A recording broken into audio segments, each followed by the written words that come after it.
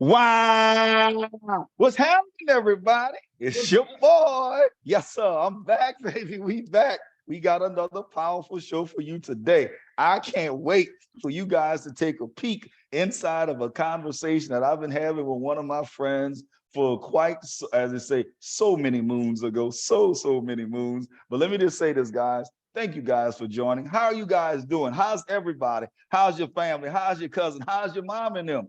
Germany, how you guys doing? South Africa, how you doing? What's up, China? How is everybody doing? I just wanted to say hello to everybody. Shout out to everybody. Say hello to your mom and them, your cousin and them for me. Tell them your boys say what's up. That's right. We are live right now with Let's Talk with Stanley Doucette. I am he, your host, and we on a ride today. Listen, buckle up today.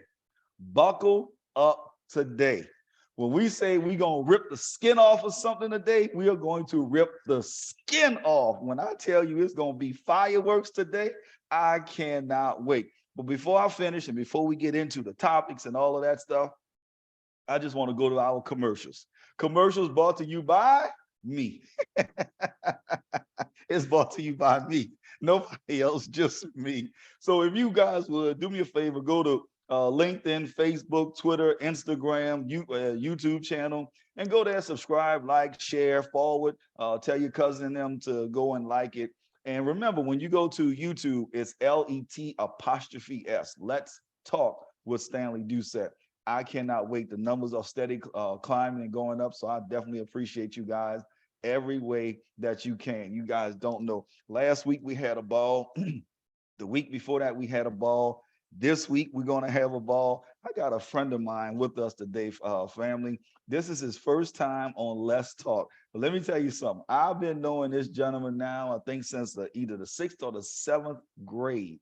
That's a long time to be knowing somebody from I think it's the 6th or 7th grade. He's an amazing individual. He's done some amazing things. He's a phenomenal individual. He's my friend. We went to school together. I can go on and on and on, all of those things. He used to have a YouTube channel. He used to do this hilarious, I'm gonna let him tell you that. He does some hilarious things as well. But today we're gonna pull the skin off. We're just gonna be talking about race relations. We're just gonna have an actual conversation today, guys, because we believe, both of us, that the problem is not in our skin. The problem is the mindset.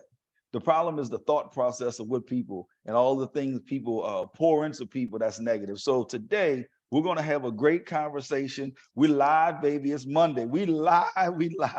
So listen, let me introduce you guys to my friend, my brother from way back. None other than Mr. Corey Dempsey. Corey, what's up, brother? How you doing? What's up, brother Stanley? How you doing? Man, I'm great. Corey, where are you now? Are you in America? Where are you right now? What's that? Where are you right now? Are you in America? I'm in Houston, Texas. Okay, you're in Houston, Texas. If you guys on YouTube, y'all go to YouTube. He got this nice painting behind him that is really nice. Look like some jazz stuff there. So I know it's a New Orleans thing. You know, I got a rep out here in Texas. That's right. Because they hate us, and I just gotta tell them, hey, look, this is where I'm from. That's right. Tell them where you're from, good brother. But anyway, Corey. Tell them where you at. Yeah, like, tell them where you at.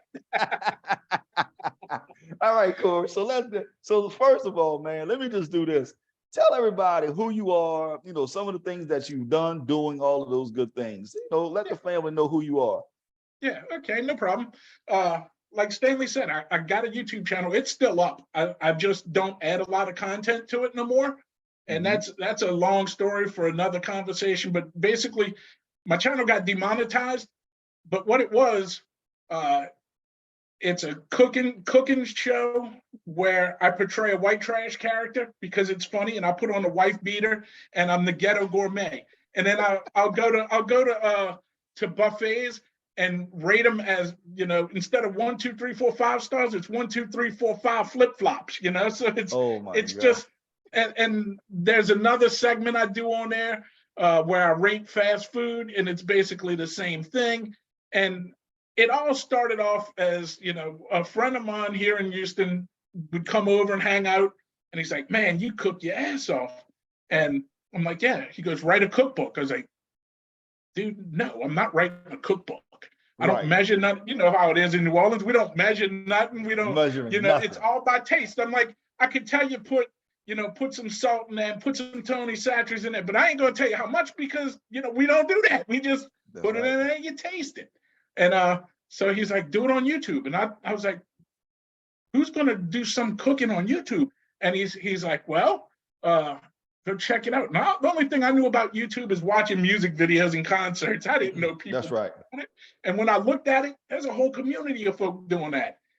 And so then I went ahead and I started doing one called Words from a Twisted Mind, where I would just pick a news topic or something I found interesting that day, and I'll talk about it for 10, 15 minutes and throw that up there. So I've got a variety of things on there.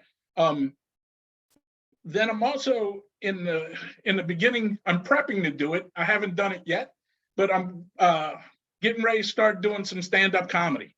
Oh There's Lord. this place not far from my house, and they do open mic. So I'm going to go Okay. check this place out, see how they run things, and then if I like the way it's doing it, and they got a nice little crowd, I'm going to go on the following week and then just get up there and make people laugh. There you go. That's a good thing. Well, we are, everybody like a good laugh, especially in today's society and economy. So Yeah, Corey, we need a good laugh. right. Let's take on, since you talked about comedy, right? Let's talk about comedy. You hear a lot of people now are getting suspended or getting, they're not being able to do their jokes that they originally wanted to do because of, these rules or that rules or something happened or, all of those things. People don't like, you can't talk about a gay guy. You can't talk about a black guy. You can't talk about a white guy. You can't talk about a Republican. You can't talk about a Democrat. No, You can't talk you'd about get nobody. canceled. You'd get Yeah. canceled. And see, Yeah. here's where my comedy is gonna go. I'm an equal opportunist. I'm gonna offend everybody. Yeah. And if I don't offend them and make them laugh, well, I didn't do my job. I understand. So Corey, we go way back. I guess it's like, 6th, 7th grade, Seventh grade, my first year in public school. Yes, sir. NP Trist Middle School. Yes, sir. Yes, sir. So Corey, let's take a dive into this, right? So, I've had an experience when I went through middle school, high school, and throughout, and so have you. What are some of the things that really offended you when you were growing up and coming through, like you said, public school and so on and so forth? What are some of those things that just absolutely tore you from one end to the other? Honestly, when I first got to public school, and the only thing that got under my nerves was the education system. Mm-hmm. And the authoritation, because the fellow students was never a problem. You know what I mean? Right. I never had a problem with. I mean, we all got in little scraps, but it's like you go out there, you have your little roll around in the grass, you punch each other, you get up, you shake hands, you play ball. It's right. over, it's squashed. Nowadays, everybody wants to come back with a gun, or somebody wants to come back with a knife. When we were younger, you threw some hands, and it was you shook hands after whoever got beat, whoever won, it doesn't matter. You shake your hand, you go play. You know what I'm saying? Yeah, that's right. But the things that got under my nerve was, like I said, the educational system was like, when I got to 7th grade, in 7th grade math was what I was doing in 3rd grade in private school. So. Okay. Mm-hmm. That's when my mouth started running, and I'd get in disciplinarian trouble because I couldn't sit still. I couldn't keep my mouth shut, and now you're distracting the class. And then once we got to high school, as you know, our freshman year, it was all dudes. And then That's right. then it went to co-ed our sophomore through our senior year. And, the only thing that bothered me there was once the girls came, you couldn't have long hair no more. Yeah, it was all of these. Remember, I used to have some long ass hair. Yeah, then it was all of these weird, we couldn't have a goatee. Yeah, couldn't have a goatee. Your mustache couldn't go past the edge of your mouth. That's right. That's right. Yeah. And we were trying to figure out where did this come from. I'll say this from as a Black guy that really didn't like to shave. It wasn't like I was trying to be wild or have my hair growing out of my face crazily looking. But at the same time, it was like, how are you going to dictate to me how I come to school? This is school. Like, if I'm trash looking, that's one thing. But if I'm nicely groomed, what are we doing? What are we doing? Exactly. Well, it's like what are we doing? But nonetheless, so tackling this, man, I know you and I go way back, and we've had some very deep conversations about race relations. Man, tell me what's on your mind about these race relations now. What's going on? You have so many things from Black Lives Matter to Everybody Matter to cancel culture to your cousin to this. I mean, it's so much going on. Tell me from your end, what's going on? What are you thinking about? Okay, so look, because I'm a comedian and I'm a jackass, I'm going to let you know. I was going to join BLM until I Okay. found out that it stood for Biden loves minors. I can't get behind that. God. See where I'm going with my comedy, brother? Yeah, they they To gonna me, want you. you know, we both. I don't know. Did you hit the 50 yet? Not yet. Yeah, Not yet. you'll be there soon. Yeah. I just turned 50 in December, so I hit Okay. 50. So um, I look back as when I was a kid because I grew, Hmm. until I moved to the parish with my grandparents, I lived in Hmm. the heart of the city. Right. And just as well as I do, the suburbs was what they called the white flight. Yeah. And, living in the city for 7 years, 8 years of my life until I moved out to the parish, moving to the parish was a culture shock because Hmm. it's like, dude, there's white people out here. It's like Yeah. Yeah. I grew up in a Black community. And then when I moved with my grandparents, I lived one street away from you. That's right. I lived on Munster, you lived on the lane. And That's right. and I had a lot of friends that lived on the lane, and they would come to my house and shoot basketball, play football in an empty lot, and we'd go to the lane and play basketball. I didn't see color. That's right.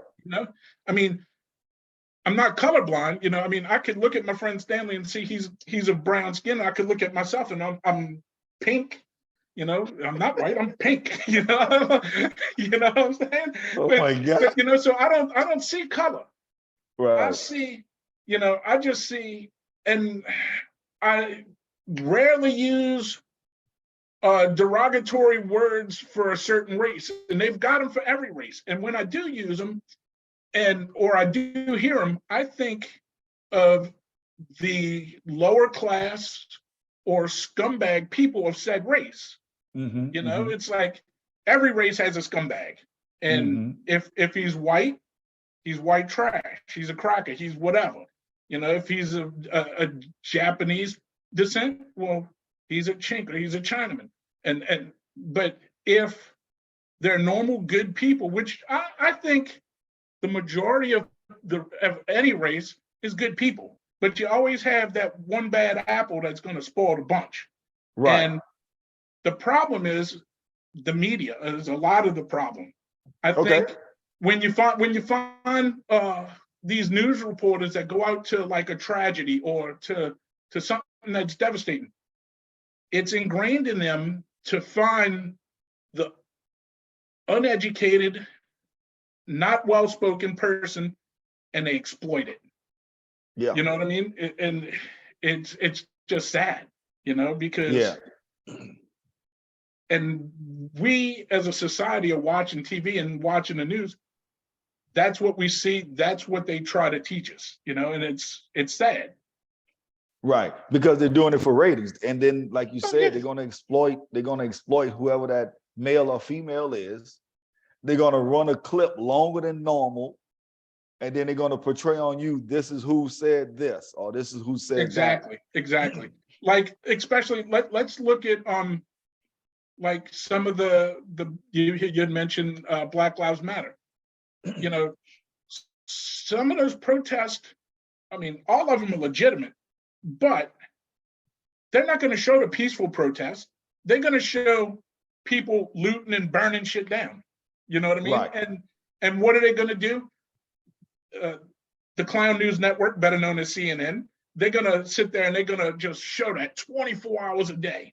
And see, now in today's society, you don't get news at just 6 noon and 6 and 10 again. You got channels that run 24 hours a day. And then you got the click of a button with the computer. You could find out 20 minutes after it happened, and You know, if society's getting beaten ahead with the negativity, you're never going to see the positivity.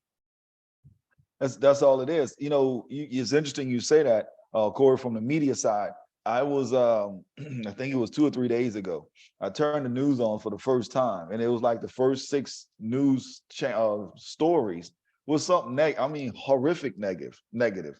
It was just terrible. I was like, okay, I can't watch this. It's just it's horrible. And then, like you said, when you go to the reporters, not all of them, but most of them, you go to the reporters, and it's like, what are they doing? Like, you're not looking for a story. You're looking for something that's going to bring ratings, or it's going to get clicks on social media. You're not looking for the actual story.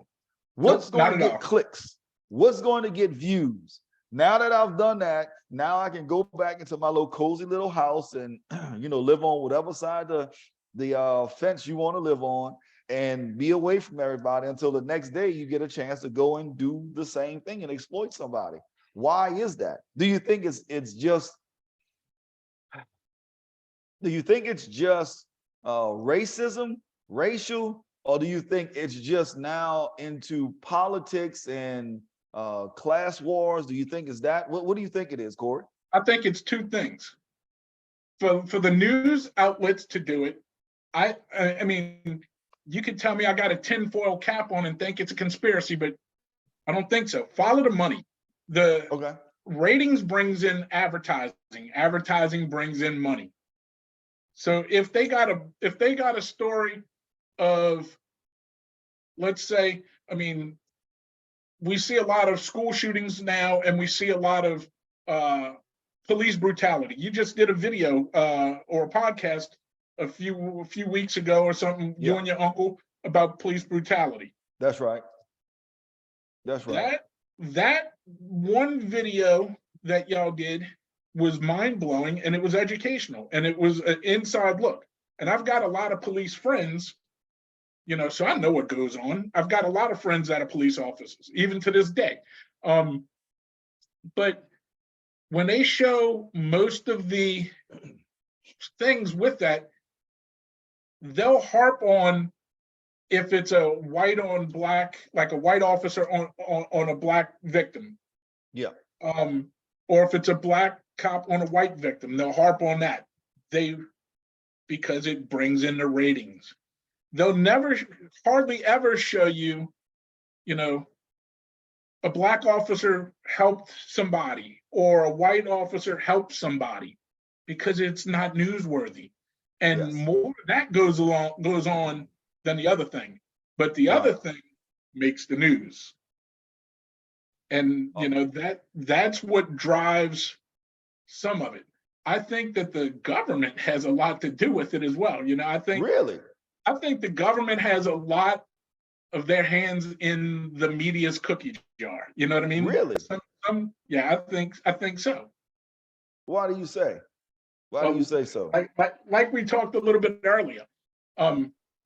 If you've got 2 or 3 different races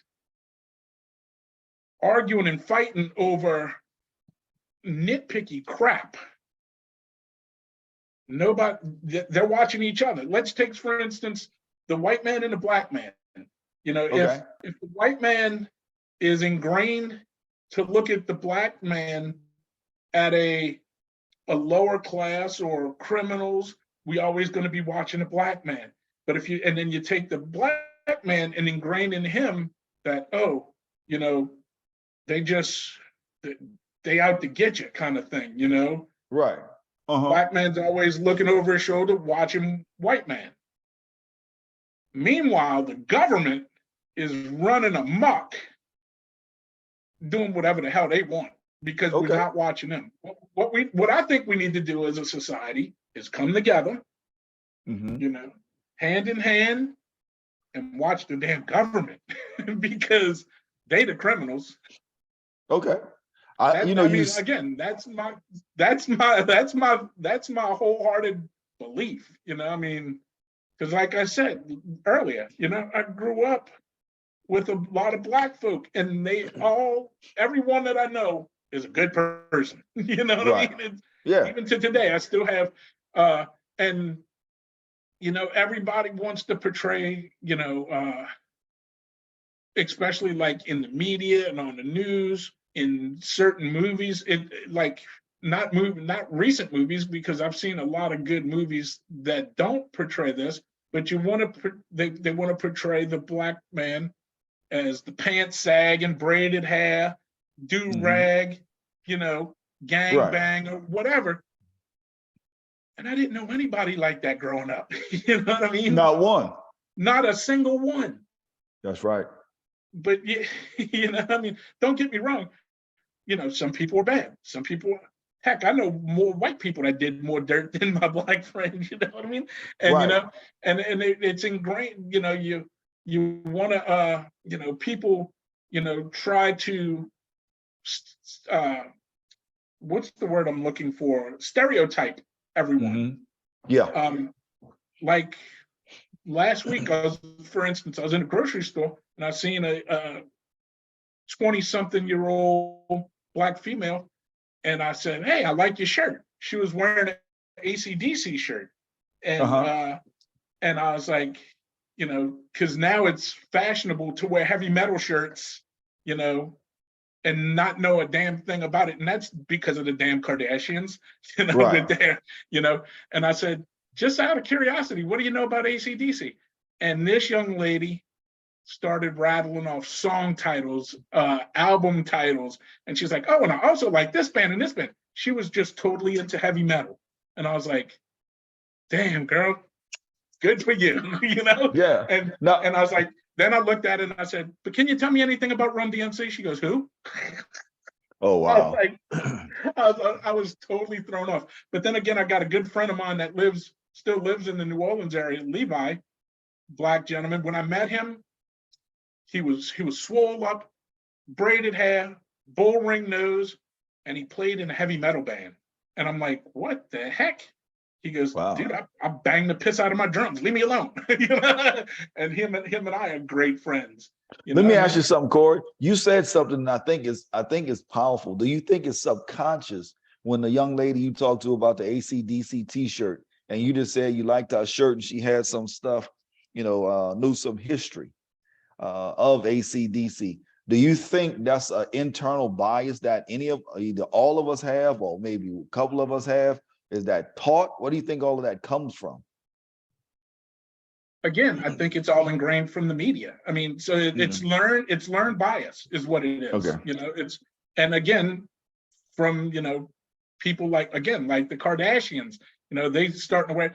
I ask young white people the same question. I see them with a shirt from like a heavy metal group, because I mean that's what I primarily listen to, heavy metal and hip hop, and that's what I've listened to since I was a little boy, and so if I see a little white guy, I'll bust on my son's friends. Like if I see him with a shirt with a heavy metal shirt on from our era, I'm like, Yeah. what do you know about that? That's right. I'm just busting on the young kids. I don't care what color they are, but I mean, I was just using that young female as an example because it was a young black woman, and it's like everybody else would have thought like, what the hell, kind of thing. It's just like that's her thing. Rock Right. on, girl. Yeah, no, yeah, I think you said it right. I think it's taught to us Oh, in a lot of ways. without a doubt. Yeah. And then a lot of times it could also be brought back to the whole nature versus nurture thing. Like I said, I grew up with a lot of black friends. I don't see color, Right. but somebody who grew up, like, it was a funny story. When I first moved here to Houston, I went to McDonald's for lunch. Okay. And I walked into McDonald's, and this little white kid behind the counter looks at me and is like, "Hi, welcome to McDonald's, sir. What can I get for you?" I looked at him and I was like, "The fuck you tell me?" He said, "Hi, welcome to McDonald's. What can I get for you, sir?" I was like, "Oh, I'm sorry." And I had to apologize to this kid. He's like, he's like, and I gave him my order, and I told him, I said, I'm not used to this. He goes, why? I said, I'm from New Orleans. He goes, what's that mean? I said, well, and here goes back to the, nature versus nurture. I worked off of, and you know where this is. I worked on Louisa Street, 2 blocks from the Desire. I know exactly what you're talking about. So when I went to the McDonald's on Chef, you go into McDonald's, what you want? you know what I mean? You get the whole Project Ghetto attitude. That's right. That's what I was ingrained and used to going into McDonald's. What you want? What I get you? Kind of thing. So when I went into McDonald's out here in Houston, and there's this little white kid behind the counter, hey, what can I get for you? What the fuck you tell me? Yeah. It was a shock. It was a culture shock because coming from one environment going into another environment, it's it could be shocking at times. Especially if you're not mentally prepared for it. Yeah. How do we get beyond? Excuse me. How do we get beyond this, man? You think about our relationship for all of these many years, right? But then you also think about some of the relationships I had and I had to cut off for certain reasons, racist, underlying biases, like you said, certain, I call them unconscious things that they would say, movements that they would move. And then you got to a point where, I'm not going to mess with you. I'm going to cut this off before we get to a point where there's no return. Right. Right. But how do we actually move in a direction, right, where I know it's Black History Month and everybody's quoting King, but how do we get to a point to where, like you said, don't get me started on Dr. King. I did a report on him in high school, and you don't want to hear what I wrote. Yeah, I'm sure. I'm not. Let's just say I'm not a fan of Dr. King. For all the good things he did, let's say his speeches are powerful, well written, beautiful speeches. What he did with the March on the Capitol, wonderful, awesome. But nobody wants to talk about the fact that he was a functioning alcoholic, and before he got famous, he used to beat his wife. Okay. So let's call it what it is. Just like let's look at Bill Cosby. People nowadays cancel Bill Cosby, which pisses me off because now I can't find Fat Albert to watch, and I love Fat Albert cartoons. Right. I get it. You could hate the man. You could hate the man. You could hate what he did. That's negative, but respect their work. Yeah. That's right. That doesn't matter if you're black, white, yellow, green. You could hate the person. Let's look at Michael Vick. Got busted for freaking dog fighting. What a scumbag. But what a great football player. You know what I mean? Right. That's right. It's like, but then again, you got white people that do the same damn crap. They do terrible things, and then they got some awesome stuff that they did, but as a person, they're an asshole, That's true. Like, okay, let's talk about Donald J. He's a misogynistic douchebag. Right. But he was good for the economy.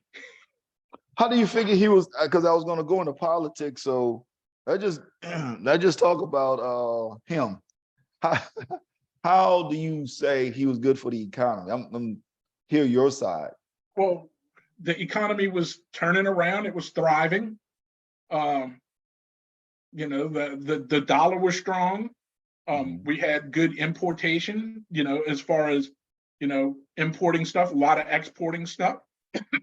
So, but then again, he's a businessman, so he ran the country like it was a business. So of course, the economics are going to go up. But as a person, he was an asshole. There's no reason the president of the strongest nation should be on Twitter running his mouth. You know what I mean? There's no need for that. That's why you have publicists and writers and stuff. Keep your ass off of Twitter. Yeah, stay off and stay out of it. Let's go into politics, right? Yeah.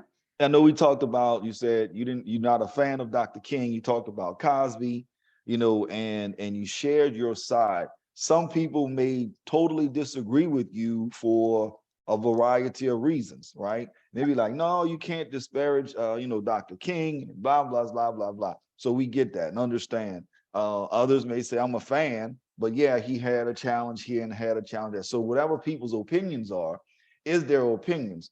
My question now is in that same vein. Now move into politics, right? Yeah. Let's move into politics. And it's one of those, this is like one of those subjects, it's just like I don't want to touch, but let's talk about politics. Republicans, Democrats, independents, and everybody under the sun. Why is it that, excuse me, Republicans and Democrats, quote unquote, on camera don't get along, but behind the scenes cutting deals? Because it's all about who's keeping the power. That's it's like outwardly they're going to argue, they're going to do this and that, but behind closed doors they're making them secret handshakes. You think it's all about power, or you just think it's about something else? I think it's about power. I think it's about money. And I think it's about with NATO. Like, I read a book, and again, people are going to say, tinfoil, get the tinfoil hat on. But there's a book written by a gentleman named William Cooper. He's dead now. Mm-hmm. He was in the Air Force. He was in Air Force intelligence before was he in? No, I take that back. He was in one or the other, either Air Force first or Navy first, but either way, he was in intelligence. Okay. He did his 4 years in Vietnam, got out, couldn't adjust to civilian life, re-enlisted. So he re-enlisted in the other. And once they ran all his records and realized that he was in security, they just bumped him up and gave him a security clearance again. And he was doing secretive security stuff. He just got tired of stuff coming across his desk. So the appendix of this man's book is copies of stuff that would come across his desk. Some of it's redacted, where it's blacked out. Yeah. But he talked about, and this book was written, I want to say 91. Okay. And stuff that he wrote about, and they tried to dismiss this gentleman as being a conspiracy theorist and this, that, and the other. And a lot of the stuff in that dude's book now is coming true now. Like, he talked about what they call the NWO, the New World Order. The New World Order. Okay. They were pushing for a one world government. Okay. And that's, NATO. Look at NATO. It's, so I don't. As crappy as I think the U.S. government is, I wouldn't want to live anywhere else, because we don't realize how good we have it until you look at the rest of the world. Yeah.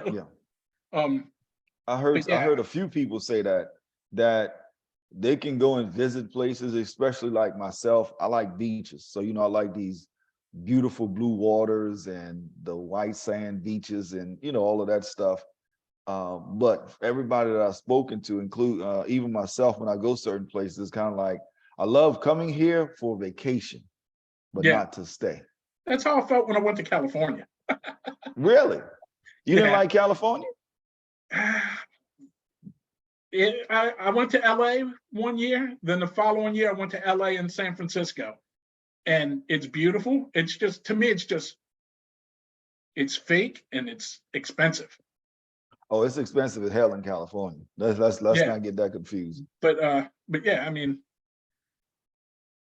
no, I know what you're saying about, I'd go visit a place, but I don't want to stay there. You know what I mean? So yeah. I get it. So let's get back to this, but the politics, man. Do you think, I've heard so many different things on conspiracy theories going back, but do you think these elections are actually fair? Or do you think somebody's behind the scenes pulling the levers? Nowadays, I think if you want my honest opinion, I think elections are bought and sold. Really? I think us as the Joe Schmo, pressing the buttons or punching the cards, It's all for show. I think everything's bought and sold a long time ago. Oh, wow. Okay. Yeah. Anything behind that, or that's just a feeling? It's just a feeling, and some of the things I read and privy to. I mean, nowadays you could get the news from a lot of different places. You don't Yes. have to just you don't have you still have your ABC, NBC, CBS, Fox, CNN, but you could go to so many different outlets and get news. As long Right. as if you read something and you think it's possible that it could be true, don't just take that one person's view for it. Right. Go elsewhere, and then go elsewhere. And if you got 20, 30 different websites and news outlets reporting the same thing that contradicts big news media, then something's got to be up with it, Yeah. And again, I think a lot of the media or mainstream media, mainstream news I think government has their hand in it. I really do. Okay. And again, they cause crisis, and it's not just racial stuff either. I mean, it's medical stuff, it's all kind of stuff. It's like the whole coronavirus thing. Was there a virus? Yes, there was. I remember it happened. They shut everything down in 2020. I remember it was late October. There was a blip on the news, late October of 2019, that said, "Oh, there's a new strand of virus in China." Blah blah blah blah. Less than a 2-minute clip on the news. I That's right. just happened to see it, and That's I told right. my son. I looked at my son and I said, "Watch, this is going to be something." Fast forward, you got October, November, December, January, February, March. 5 months later, the country shut down. Shut it all the way down. Shut the whole thing down. I think that was actually manufactured. I mean, the virus wasn't well, who knows whether or not the virus was manufactured, but the shutting down of the country, of the world, really, because the whole world Right. shut down, was to cripple the economy. Really? Follow the money. Follow the money. Do you And think? and I think, and like I was saying, I think the government is behind it to keep us looking at other stuff. And that's why I was like, they do that with racial things too. Whenever Yep. something comes up, keep your eyes over here. Keep your eyes over here. Don't keep your eyes forward, because that's where we at doing our dirt. Yeah. So One of the things I ask, and I say this is this takes some time, but I kind of just thought about it, and I've been asking this question, so I'm gonna ask this question of you.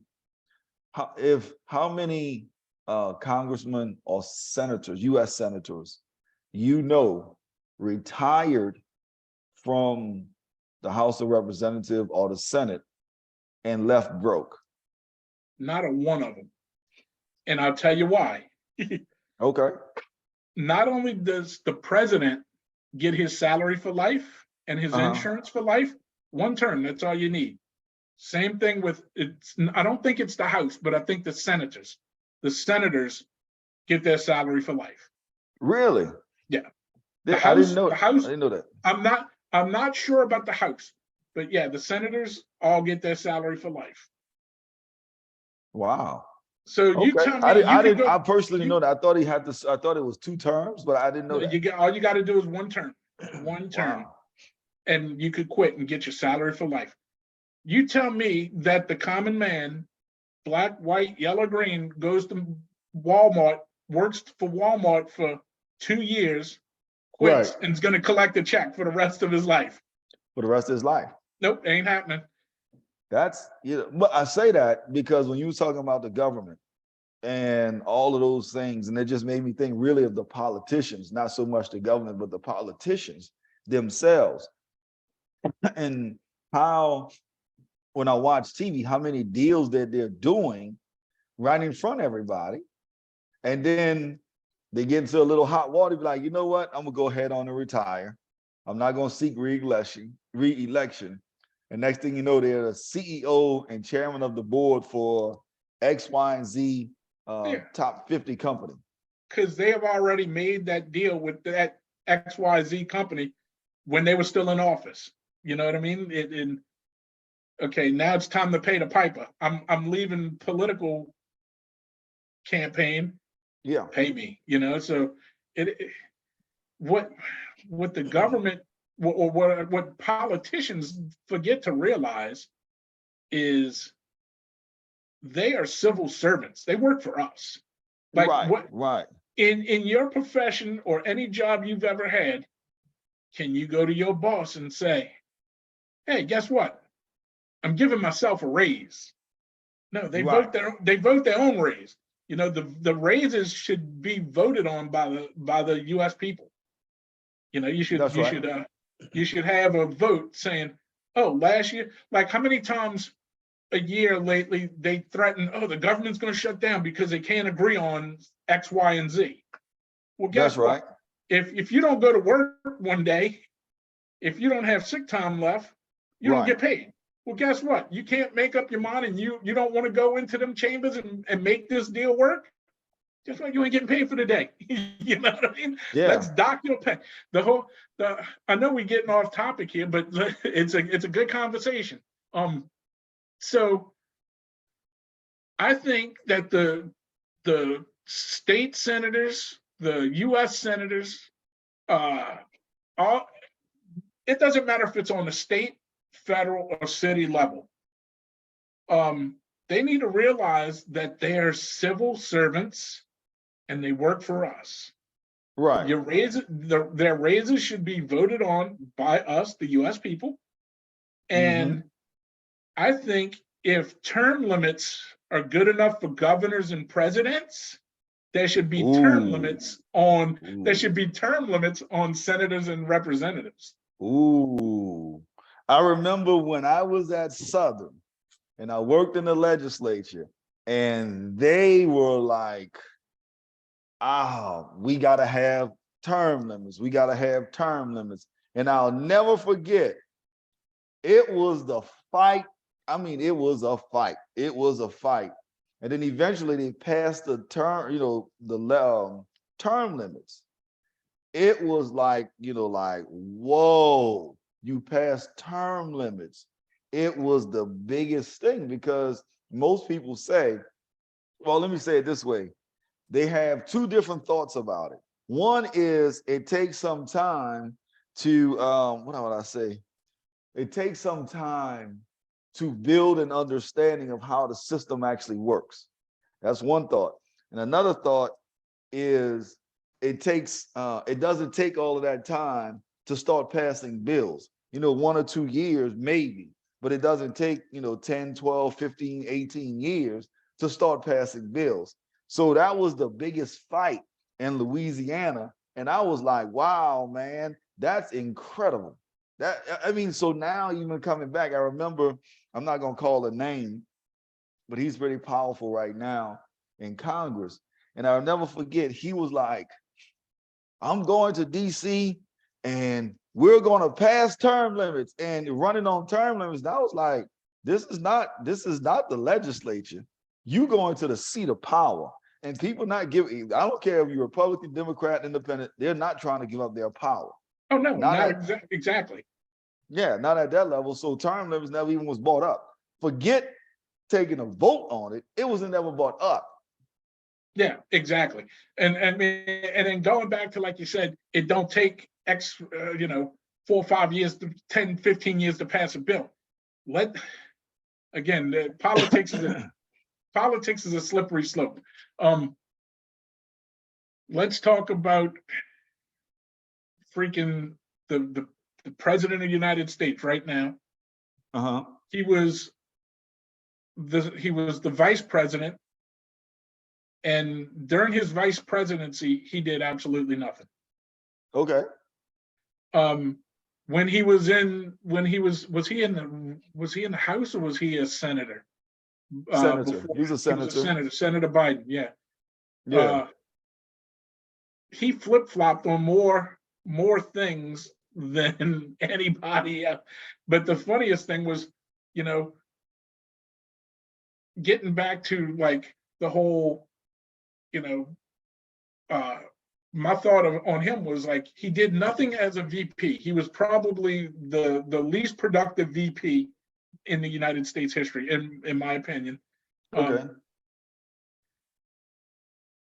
And people thought it was a good idea for him to run for president. I was like, where's your mind thought on that? And the only reason I could see this being a reason was because I think people voted for Joe Biden not because he was good. It was because they hated Trump that much. Okay. You know what I mean? It's like, okay, we're tired of hearing you tweet. We're tired of hearing you, opening up your mouth saying stupid stuff. You might be doing good for the country, but you're an idiot, so we don't want you no more, so Right. That's why I think Joe Biden got. And then we were talking about term limits real quick. Nancy Pelosi, how long has she been in office? And here's the funny thing about Nancy Pelosi, and people could feel free to go do your research. She hated every president she worked under. You know what I mean? Really? She hated Reagan. She hated Daddy Bush. She hated, she was opposed to Clinton. She was opposed. So it wasn't just Democrats or Republicans. She just hated every damn president she worked for. It's like. So wait, so let's stay there for a second. So Pelosi leaves, right? Do you think she's leaving because she lost power, or do you think she's leaving because she believed it was time for some other people to step in? I think she was leaving because they were going to dig up some dirt. It's like, let's go. I gotta go. Get out of the spotlight. You think they had dirt on her? Oh yeah, look at her husband. Look at her husband. What happened with that? Yeah, that was interesting. I'll just say that was interesting. That was really interesting on that level. So let's do this. I'm gonna step into something most people don't want to talk about. We talked about the government, politics, school, education. Let's look at this. What about the entertainment field, like athletics? Why is there no Black owners of NBA, NFL, not NBA, NFL franchises or MLB franchises for all of that? I have no idea. To me, okay. Don't even get me started on freaking. I think let's get down to the players. The players making all that money to play a game. And I know you used to ball, so I know you had a passion to play ball. I played little league football, and I played middle school, and I played freshman football, and I enjoyed doing it. Right. I did it because I enjoyed it. Look at all the players from the past. They weren't making multi-million dollars. A lot of these NFL players, baseball players, basketball players from way back when, they would play their season, collect their little money, and then they had a regular job. That's right. Nowadays, it was like 70s, right? 70s. Yeah, the 60s and early 70s. Yeah. They would go play the season, and then they'd come home to their hometown and they'd have a job. Nowadays you have instant millionaires as soon as they sign a name on the dotted line. Some of them don't even sign a dotted line. Some of them, look at what they're doing with NIL. Look at the NIL deal. I don't know. I've never heard of that one. NIL, name, image, and likeness. Oh, no, I never heard that. They're getting money for being on the Wheaties box. Yes, they can actually now make money off of their name, image, and likeness. High school, college, any amateur, they can actually make money off of that.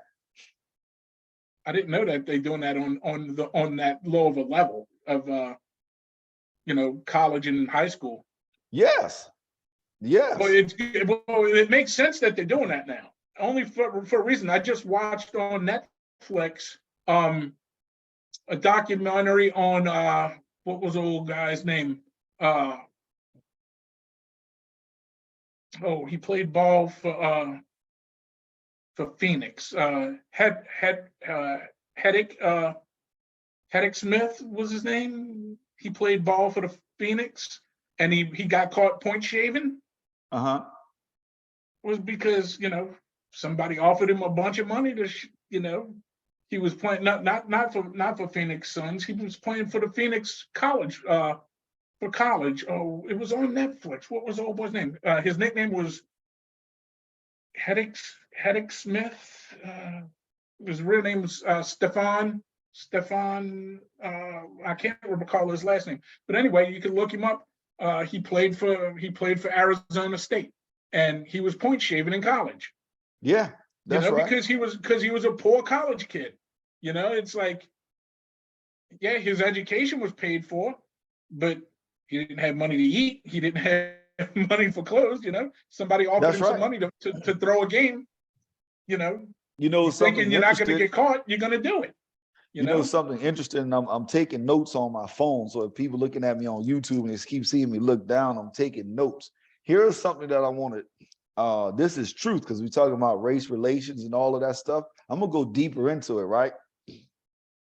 As you know, I played baseball at Southern, right? Here is interesting, Corey. This is very, very interesting.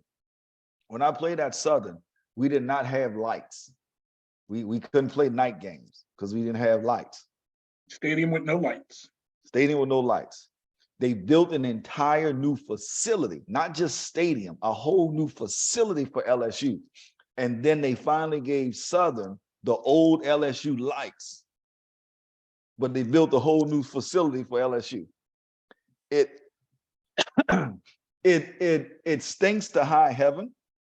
It does. And it's like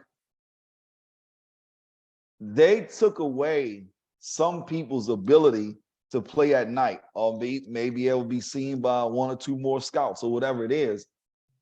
For what reason?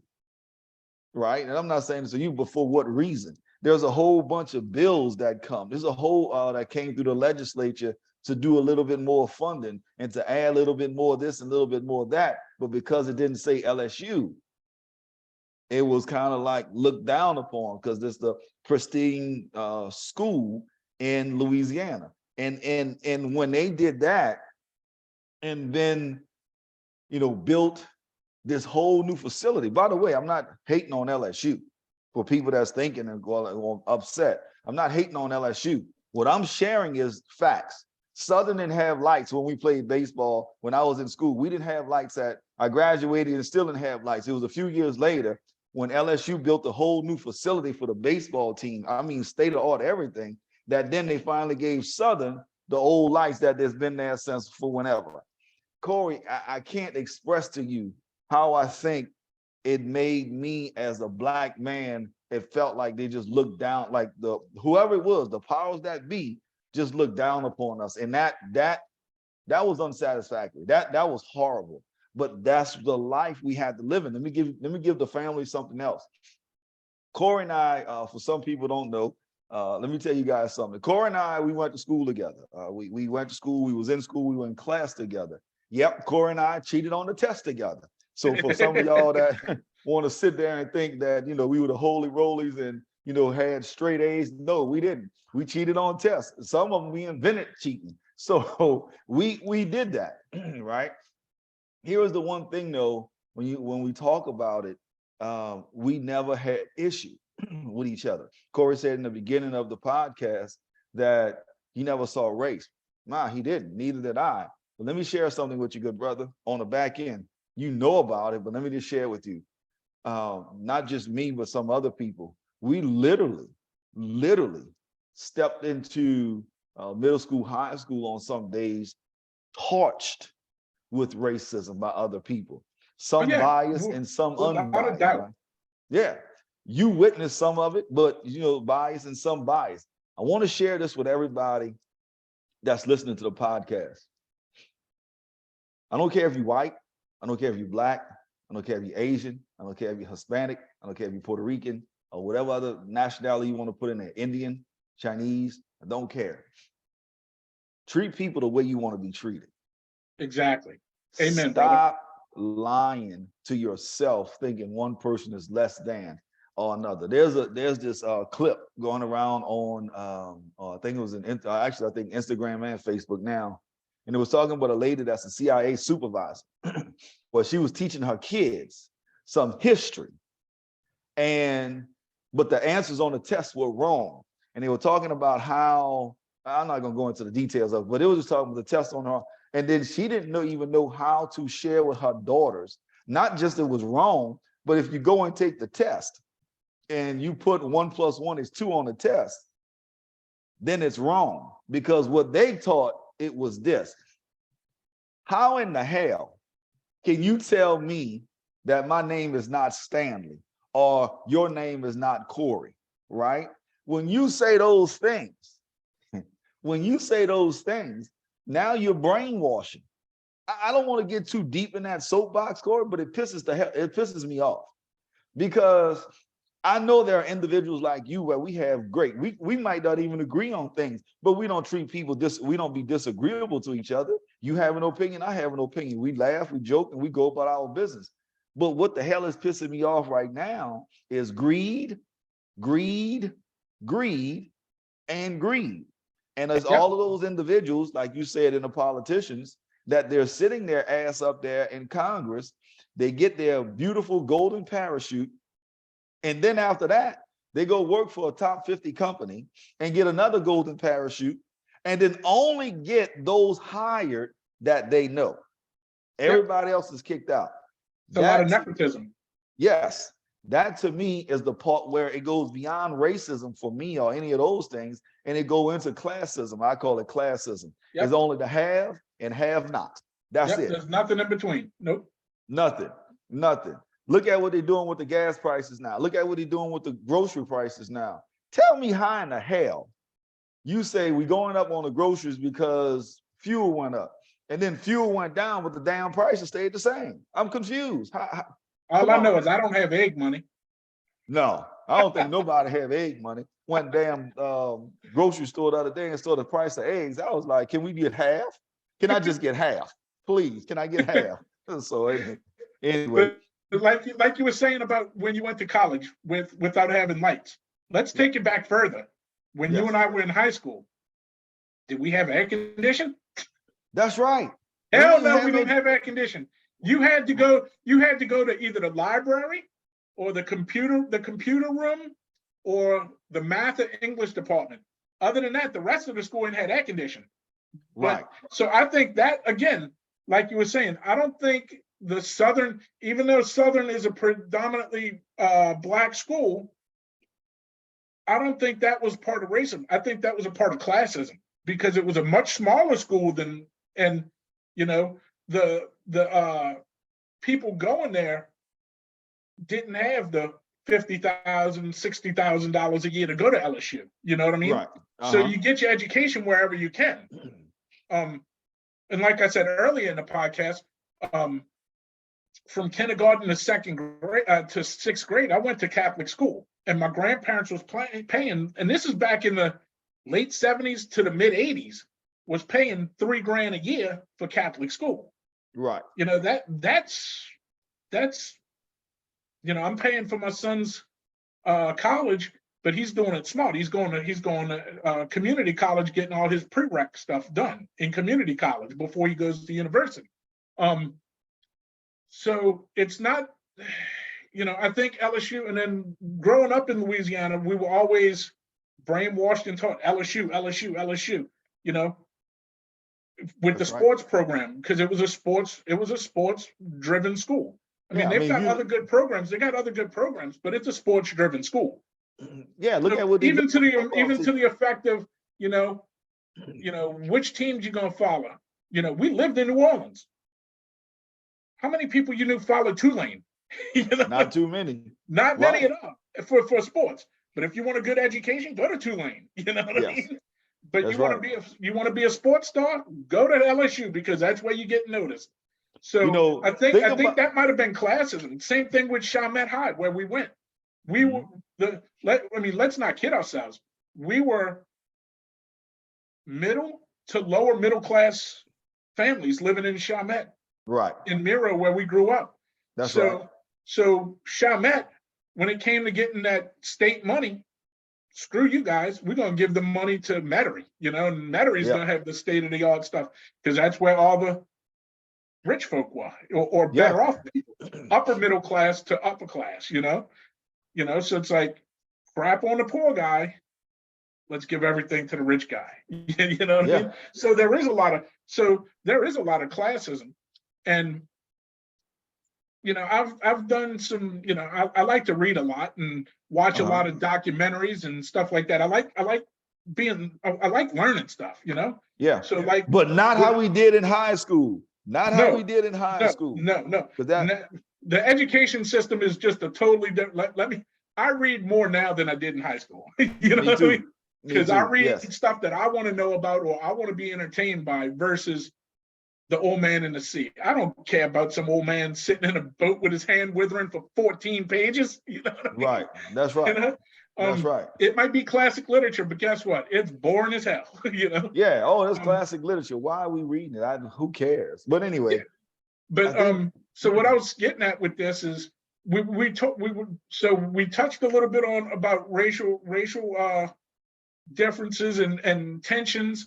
But I just recently learned, and I didn't know this, even though I had a lot of Black friends growing up, and even to this day, I still have a great amount of Black friends, until I watched 2 documentaries. One, Good Hair. Mm-hmm. Right. I don't know if you've seen that documentary. I have. And there was another documentary I watched not too long, not a documentary. I just got finished listening to her autobiography, Viola Davis. Yes. I listened to, because nowadays my eyes are getting so bad, I need readers, I go to the doctor, I got 20/20 vision, but when it comes to reading, you need readers.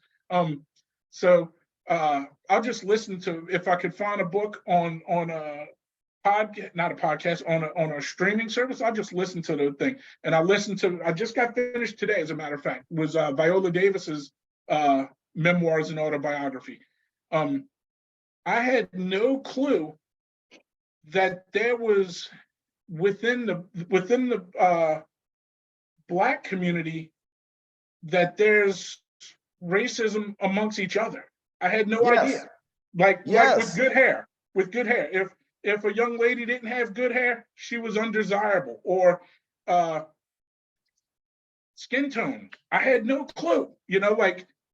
That Corey, it goes back to slavery, man. It goes back to picking cotton, right? It goes back then, right? The darker you were, the more you were in the field, the lighter you were, the closer you were in, either at the house or in the house.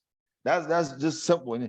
And they created a system I knew that it went back into slavery, and sharecropping after slavery. Let's not even get talking about sharecropping, because that's just legalized slavery.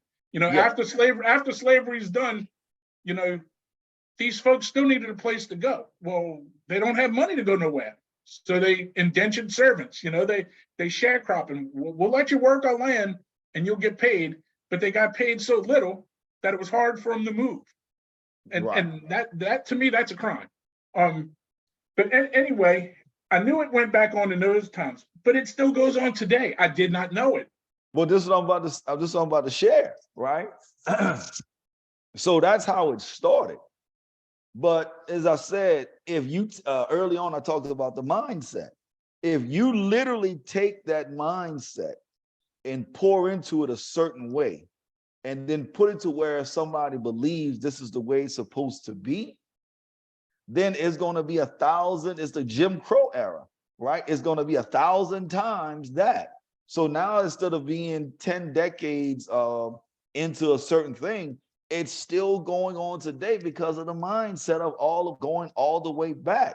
They created a tension. The slave masters created a tension between the field Negro and the house Negro, right? And then in between, they have tensions, because the house Negro thought they were better than the Negro that was right around the house.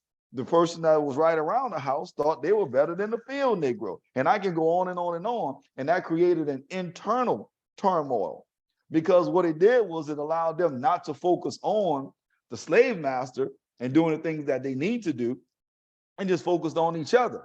And then now they literally, inside of that, created a tension with themselves, but never broke that cycle. And it goes on today.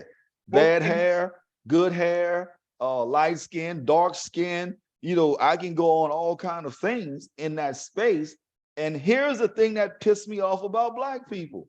In all of that damn education that we have, we still run back and do the same damn thing, pulling somebody down. You can call it crab barrel mentality. You've heard that before, and still pulling people down each and every day. We need to Don't lift people support, up. pull We need to down. lift each other up is what we need to do. That's Lift exactly each other- right. And then, like you said, let's use what you just said. The house slave, the outside house slave, and then the field slave.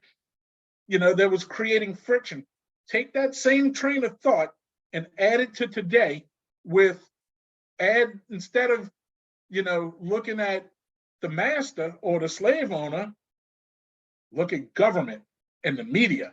They're putting that same mindset into society today to cause. Now they're not trying to cause it between a single race. They're trying to make it race versus race. You know what I'm saying? And if you take that same train of thought that you used as an example and apply it to today, it's the same thing. And instead of us going at each other's throat as a society and as a race, we should be going after the government, where the problem starts, where it starts. It's like we need to lift each other up. We need to get back to everybody taking care of everybody. Let's not see color. Let's see, like, if you cut me or I cut you, we all gonna bleed red. That's right. So it doesn't matter. We're all humans. And let's get to the whole. And I know we weren't supposed to talk politics today, but you had said, the Democrats, this, that, and the other. When did we? Who cares if you're a Democrat, a Republican, a Tea Party, or whatever the hell thing you are? When did we all start being Americans? Yeah, that part. But it goes back to power. It goes back to power. Corey, let's get out of here, brother. Power and money. That's all. Power, greed, and money. Exactly. But before we go, I don't know if you remember any of this. Since we started, with the whole, it was supposed to be about racial tension 50 years ago till now. Do you remember going to school and not so much in middle school, but it was a lot in high school. And like you had said, we would go to school and you'd hear it, in the hallway, you'd hear it in the classroom, whether it was conscious, subconscious, or whatever.